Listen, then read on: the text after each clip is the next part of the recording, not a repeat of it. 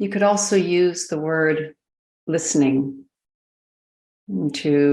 as an alternative to centering or to meditation even.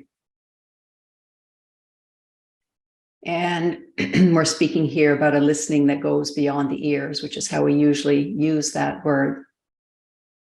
But it's a whole being kind of a listening that's being encouraged. And for many of us, because we've been mostly listening to the mind over the course of the day, it's a slow kind of illuminating of all the other ways that we have in our at our disposition for listening. And one of the instructions that I have found to be helpful is to listen to your current moment experience as though you were listening to nature. As though you were listening to nature. So being in nature is different than being in a classroom, learning kind of technical things. Being in nature is different than being on our phone or many of the other things that we might do. So generally, nature, the more we spend time with it, opens us to a fuller way of listening. It slowly brings us into our own fullness. And so you can listen to the rhythm of the breath as though you were listening to and watching waves coming in and out.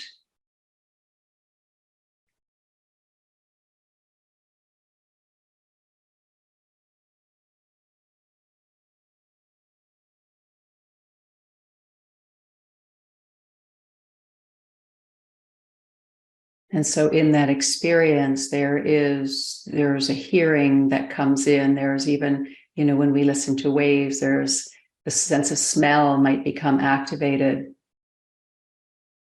Even this kind of subtle pressure coming to us and moving away from us. A sense of magnitude might also come in.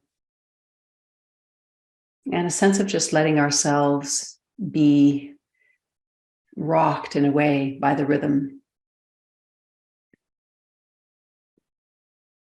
And so it can be the same as we connect to the rhythm of our breath coming in and coming out. And just as we wouldn't try to control the waves, we can meet our breath in the same way.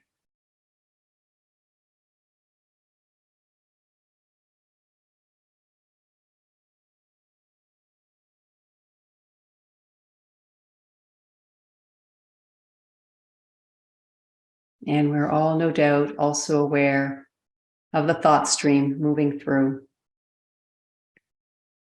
And can we, in fact, meet the thought stream like a river moving through? Nothing needs to be held on to. Nothing needs to be grasped. Nothing needs to be rejected. Of course, it would seem ludicrous to do that to a river. And so we can approach our listening to the mind in the same way.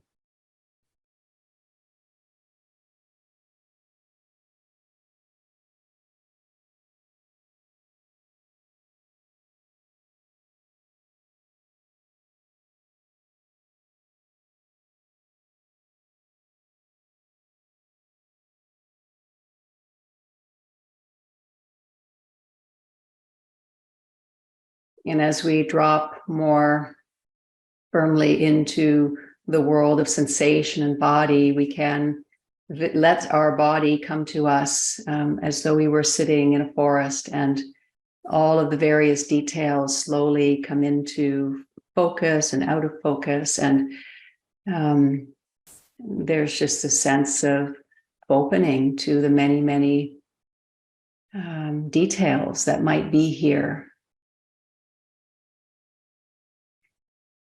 Some of them might seem quite beautiful and pleasant, others not so much.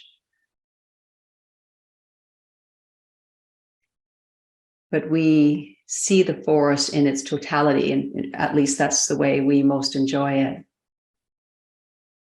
When we see it in its totality and we trust the inherent balance in the way of things.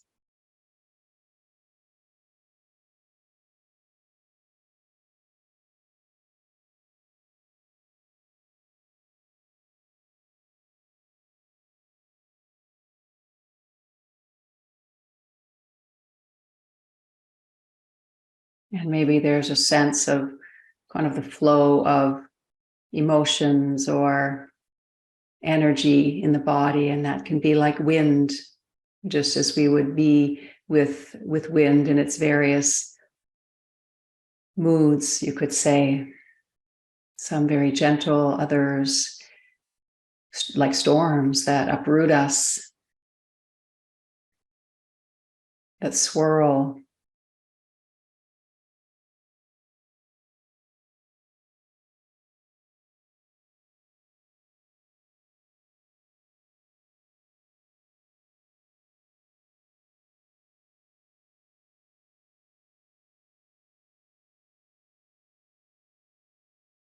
And there can also be this sense of wonder that we allow in, perhaps that same sense of wonder that comes when we look at the night sky.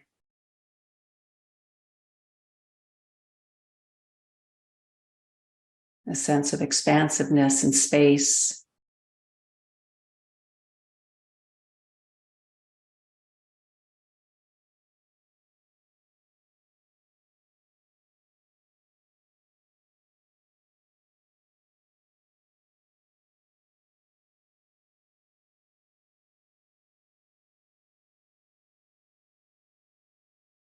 And so